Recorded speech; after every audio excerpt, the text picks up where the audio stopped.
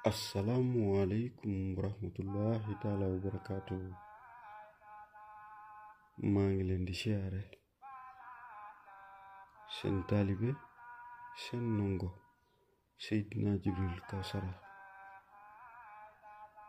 Muhammad yéena dellu si ak yéen ci yóbbalu bés bi. bu say bët tegoo ci sikkus mbokkum jullit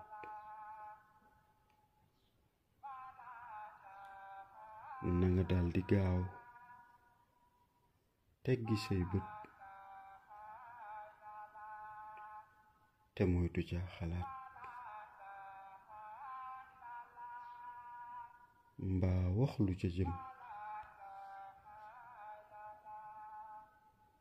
bu say bët tegoo ci sikkus mbokkum jullit na nga daldi gaaw teggi say bët te moytu ca xalaat mbaa wax lu ca jëm.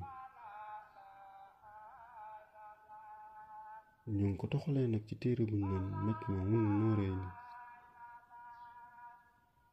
Sëriñ Tuuba wax ko fa. jërëjëfe Sëriñ Tuuba maam Cheikh Ibra